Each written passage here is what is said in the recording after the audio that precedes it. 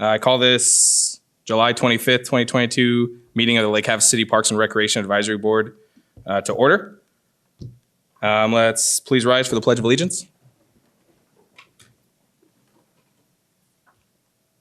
I pledge allegiance to the flag of the United States of America, and to the republic for which it stands, one nation, under God, indivisible, with liberty and justice for all. Please be seated. All right, roll call. Okay. Sherry Butler. Here. Kyler Cox. Here. Shannon Murray. Here. Ashley Pasquale is excused. Alex Ross. Here. Philip Shannon. Here. Todd Taylor. Here. And Alexis Wolf. Teen member Natalie Strader is excused. Council member Michelle Lynn. Here. Thank you. All right, thank you. We'll move on to the call of the public, seeing that we have a very large crowd in the audience here. No, I'm just kidding. Seeing none, we'll move on to meeting minutes. Number 5.1, approval of the May 23rd, 2022 meeting minutes. Need a motion? Todd, motion? And a second? Second. All right, Mr. Ross, a second.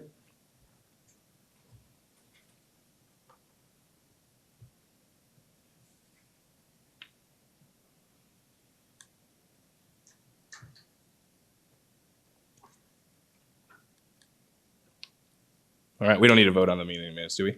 Okay. So we have a motion and a second for the approval of the meeting minutes.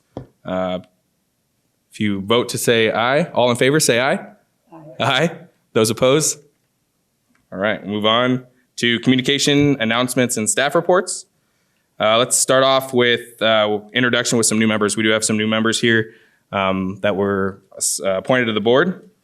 So let's start off with those introductions. We'll start down here. If you could just introduce yourself and tell us why you're on the board and a little bit about yourself, I'd appreciate it. My name is Shannon Murray. I am a teacher. I actually taught at Lake Havasu High School for the last 2 years. I'm now going down and teaching out at Big River, so I'm really excited about that. I'm going to be teaching special ed. And I'm on the board because I'm really passionate about just especially working with high school kids and kind of seeing how, especially at high school, like there's kind of two paths kids take. They either, kind of find their extracurricular activities or they kind of go down a path. I think there's just a lot of opportunity for kids in Lake Havasu to get involved in outdoor spaces, and I wanted to be a part of that. Thank you. Go ahead. Sorry. You just press that button and the light will turn on green. Sorry. Obviously brand new to this. I'm Alexis Wolf. I apologize for my tardiness here. Won't schedule another 5 o'clock client. I am hoping to do some good work on this board, get involved in the community, get to know some people. I think parks is a huge part of Lake Havasu City. The beach, the water, the hiking trails. And so I think Parks and Recreation is a great way to give back to the city and help all of our citizens enjoy that. Thank you. There we go. Alex Ross, looking forward to serving on the board. Been in town for quite some time, back when Mud Shark Beach was actually a Mud Shark Beach. So we look forward to it, and thank you very much for the opportunity. Thank you. I'm Phil Shannon. I currently supervise the juvenile probation unit in Lake Havasu City for Mojave County Probation. I've been in Havasu almost 18 years.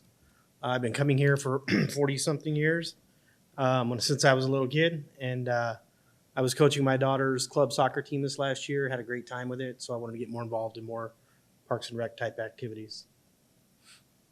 Awesome. Congratulations, guys. We appreciate you guys serving and being on the board. All right, we'll move on to staff report. Director Keene.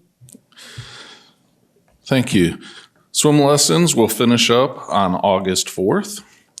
We do have some adjustments to our open swim schedule. The schedule from July 25th through the 29th will be Monday through Friday from 12 to 4 p.m. Then starting on August 1st through the 5th, we will have open swims on Monday, Wednesday, and Friday from 12 to 4.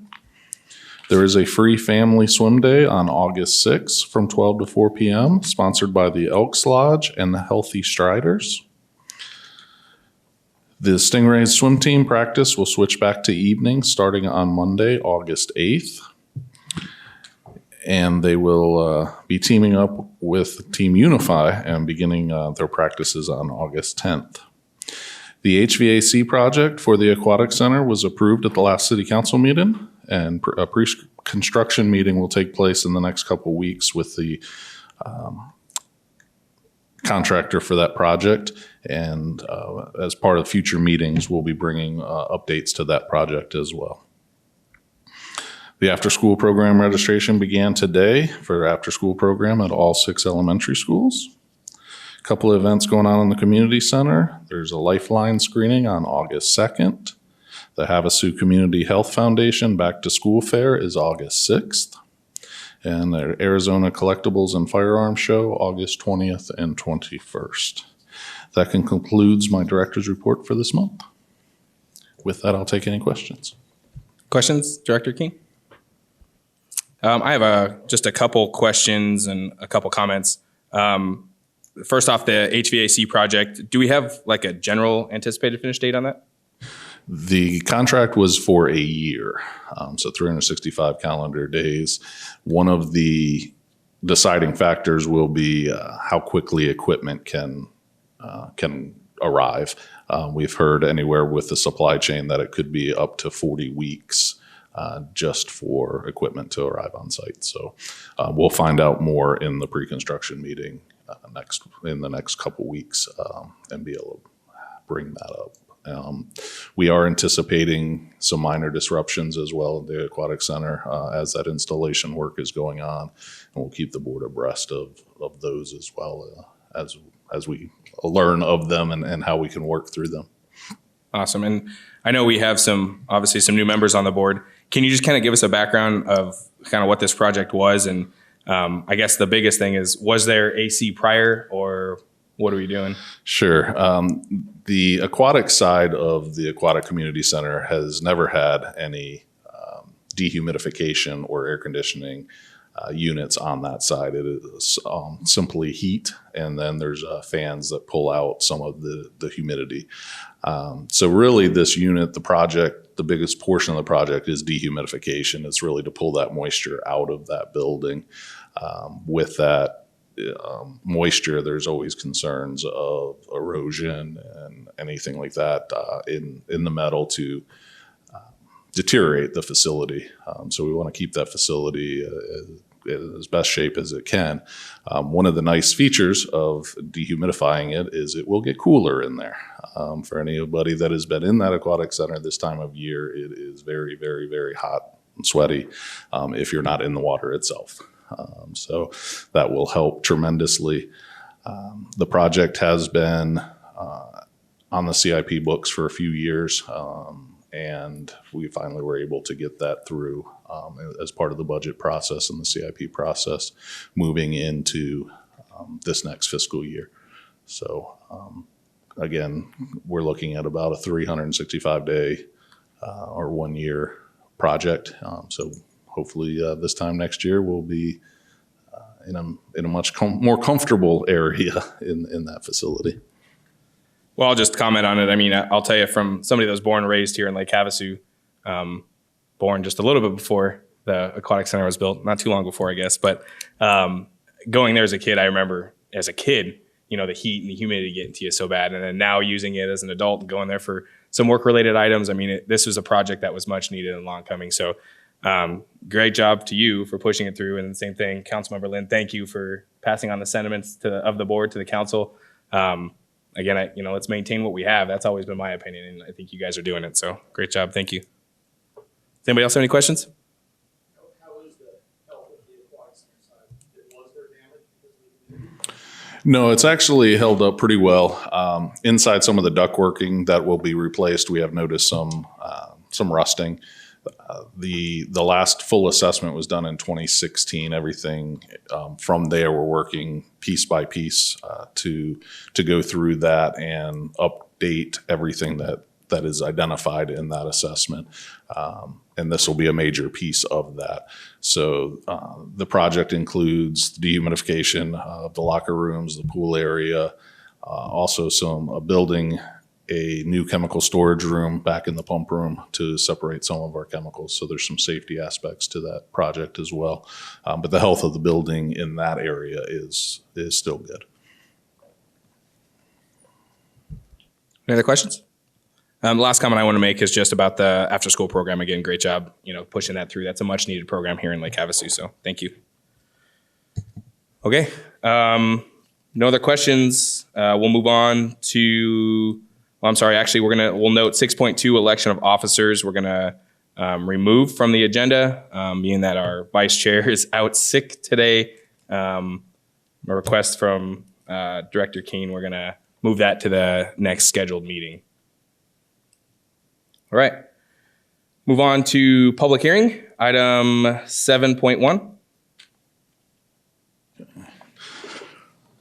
Thank you. So item 7.1 is a discussion of the Downtown Catalyst project and kind of an update there. I'm going to go into a little bit more history than maybe I normally would, just because we do have so many new board members.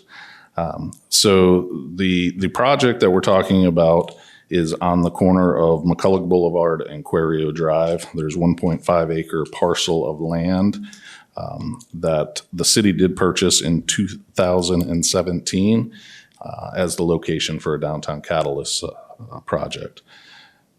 The catalyst project was identified as part of the city's Vision 2020 plan. The plan was a major contributing factor to the city winning second place in the Frontier Communications America's Best Communities competition. On September 28th, 2021, City Council approved a design service contract with Dig Studios to provide design and construction documents for the downtown catalyst space. Meetings with stakeholders and community have taken place with Dig Studios to gather information on the needs and desires of the community. Several of the key elements of the project that were identified in different stakeholder meetings with the public, really were shade, the ability to use the space on an everyday basis, not just as an event gathering, to really kind of bring in people to that space. Then the thought was that they would cycle through into some of the businesses downtown, and then restrooms for that facility as well. And in part of those conversations originally, the restrooms were thought of in the more northeast corner, but talking to some of the merchants during events, a lot of people like to go into a shop and simply just use the bathroom, and that's not really helping them out. So we pulled the restrooms more forward towards the McCulloch side. But those were some of the key elements asked for in that design. Then in February of 2022, the 30% design documents were presented to the city to review and comment. So we were able to comment on those. And I apologize, I had a picture of the design model that we're moving forward with, and I'm not able to pull it up on this machine that I thought I was going to be able to, so I apologize. But we did work through several different design concepts, and the one that kind of stood out and received the most positive comments was the hub side. So it's kind of a circular design that will provide some shade structures, some lighting there, and really be not only a good event venue, but hopefully drive people as a place that they could go, get a cup of coffee across the street, walk over, food trucks down there, and be able to have a nice area that people could be at. Those 30% documents have continued conversation and refinement. And then just last week, we did receive the 60% design documents, and we're currently reviewing those. Those go into a little bit more detail of the material the shade structures are made out of, which lighting fixtures are we looking at, how the restrooms are hooked to the sewer. It gets into a little bit more details oriented there. So we have our engineering team reviewing those currently. The schedule for that, we hope to have the 90% design in early September, and later in the fall, the project would be at its full completion as far as design work goes. We're pretty sure already the dollars that are allocated towards this fund, towards this project in the CIP, are from America's Best Communities competition. So we know the funding for the design was approximately $185,000 of the $1 million. So we know we have just over $800,000 left, and that is not going to be enough to really, more than likely, we haven't seen prices yet, but more than likely not enough to build out this project. So we've talked about phases. We've talked about some alternate funding sources if we can find some grants that might be out there. Some private donors or clubs that might be interested in the project as well. So once we get those final designs as well as then a price estimate, then we can really kind of start talking about the construction, which we would talk with council as far as part of the budgeting process for next year. So that's kind of where that piece is. With that, I'll take any questions as far as what the downtown Catalyst site and project is. Questions? Yeah, I have one. How do you anticipate, like, when they have events and stuff, like the parking? Are we taking like parking considerations into the design at all, or? Nothing different than what we currently do as far as the event location. There is a parking lot across the wash on the Mesquite parking lot. There had been some discussion of a possible bridge that would connect those two across the wash. It got pulled out of the design just mainly off of the expense, and it's not really too far further to walk down to McCullough and then back up to the event space.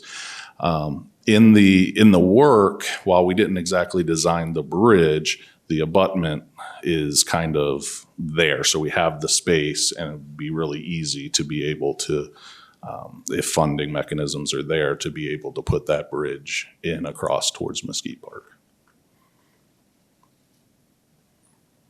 Any other questions? Comment. Go ahead. Personally, I think it sounds like a great plan. We've got the space, we've got money to fund it. But you also mentioned, Mike, that perhaps the award would not cover the expense of the project. And I can tell you, I would be one person who would not want to fund this up and above it, because I think it's a great plan, but I think it can be very simple and accomplish the same thing. My comment. Thank you. Any other comments, questions? A question that I had would be for Councilmember Lynn. Are you able to maybe fill us in on the council's thoughts? Maybe I've heard, watching some budget meetings and some council meetings, there was definitely a lot of ideas thrown around. Is there anything you can maybe give us? I think right now the council is pretty much adamant on staying within those limitations of that money, but it is going to come back from what the community wants, what this board wants, and what staff is, what they talk to staff and then brings back to us. But as for our own individual, I think we all have different opinions on what that is. That's pretty much all I can give you right now. Okay, thank you. Anybody else? I would just see that, I would hate to see that space get kind of wrecked in a sense, because they started it and then not be able to have the normal use that it is able to do now, waiting for money to finish it the right way. Does that make sense?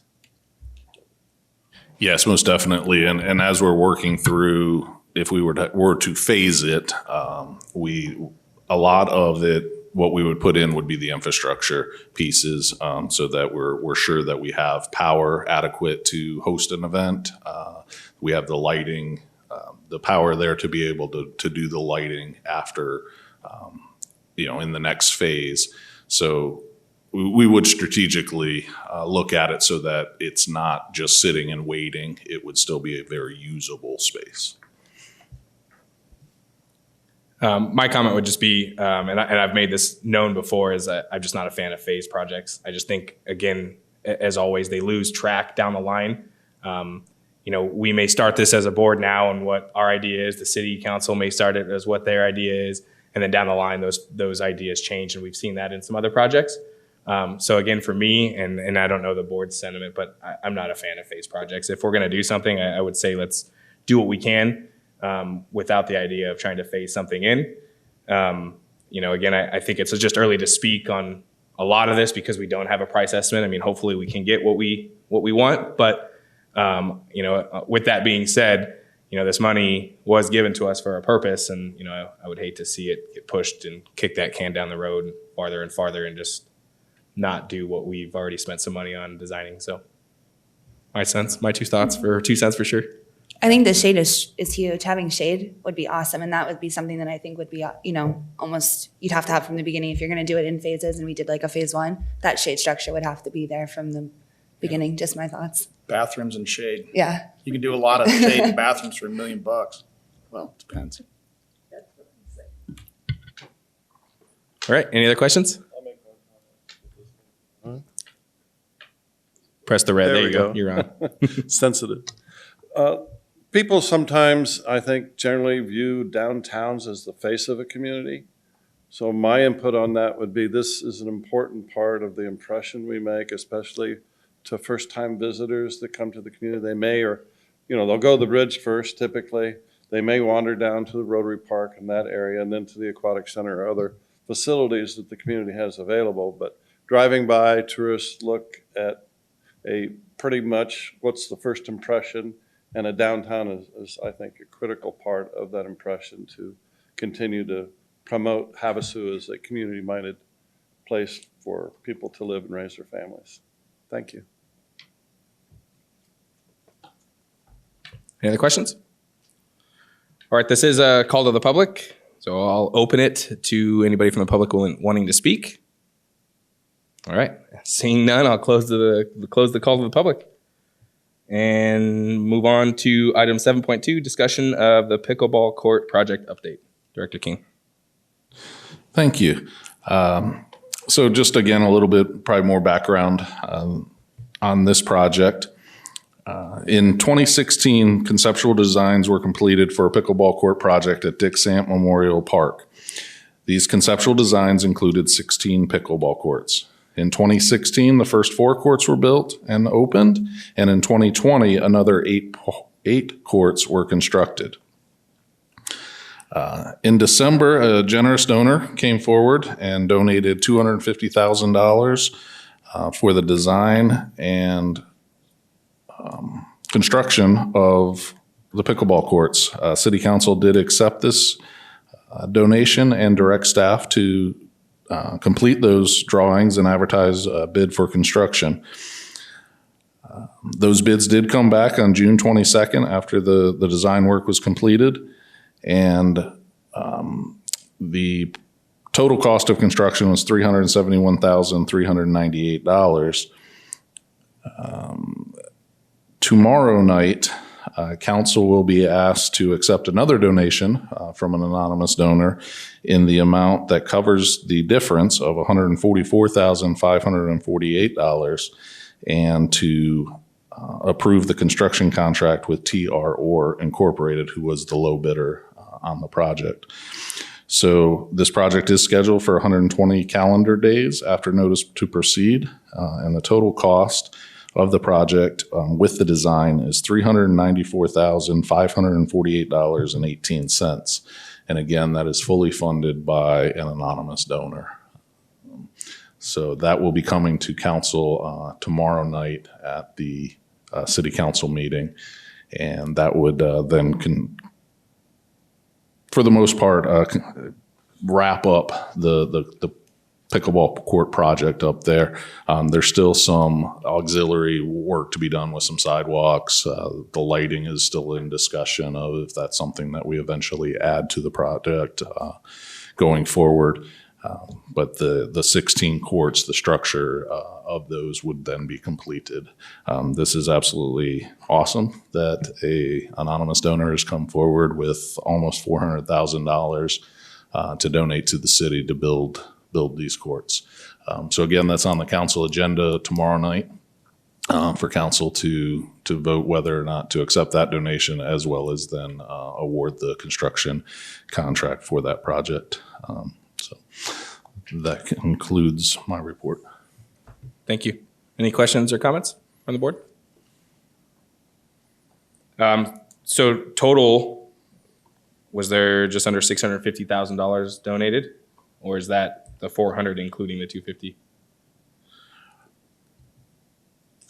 It includes the 250. So the total cost of the project with the design work is $394,548. So that's the total that was donated and the total that will be spent for these last 4 courts. Okay. All right. So I was mistaken. So the courts that are there now, that was how much did that cost? I know you probably don't have. Yeah, now you stumped me. I don't remember the cost of the first 4 or the next 8, which the Pickleball Association did make a large donation to that court, to those 8 courts as well. I believe they made a $100,000 donation, if I'm not mistaken, to that. But I don't remember the total for those 8 or the original 4. Okay. That's a shocking number. I mean, what an awesome place we live in, where somebody donates $500,000 or so to better our community and our parks. I just think that's amazing, and great job to whoever that anonymous donor is. Thank you. We appreciate it. I know I appreciate it personally. Where do we go from here as far as, is there any further expansion there, or is this kind of the extent of the possibilities there for this? The Dixon Park master plan still has a lot of other items that could be placed in that park itself. It is a large parcel of land. For those of you that have been here for a long time, or those of you that have been here for a short time and don't remember, that was the old landfill, that site itself. So there is a lot of land up there and available. A couple things that are identified in the master plan as possibilities would be 2 more baseball diamonds, a dog park, a walking path. So there is plenty of opportunities there. It is a big piece of land that can be utilized in the future as we grow. Awesome. Thank you. Any other questions or comments? All right. Seeing none. Again, this is a public hearing. I'll open the public hearing. Again, seeing none, I'll close the public hearing and we'll move on. Future discussion items. Does the board have any future discussion items that they want added to an agenda later on? Mr. Taylor? Pat's Park. What's that? I'm sorry. Pat's Park. I know Pat's that Park. the last time there was a big competition up there, the X Games deal, they had told me, the producers of it and California Skate Parks, that part of them doing it, they were going to do a lot of revamping up there. Did that happen?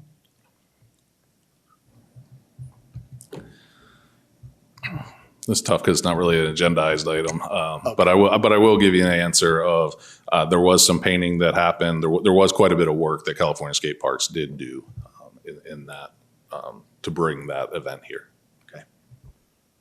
And I think, Director Keene's saying that this item isn't on the agenda, so I don't know that we can really talk about it like he said. But is that something that you want brought on maybe a next agenda? Yes. Just maybe an update to the skate park? Absolutely. I think we would just need that in form of a motion in a second. I'll Motion? that. All right. Mr. Taylor, the motion, just looking for a second. I'll second. All right. A second from Ms. Murray. We don't need to vote though, right? Okay. All right. Any other future discussion items? All right. Seeing none. Future meetings? Future meeting dates, August 22nd and September 26th, here at the PD meeting room. Great. Thank you. All right. Anything else? All right. 29 minutes. We'll take it. I'll adjourn this meeting. Thank you, everybody.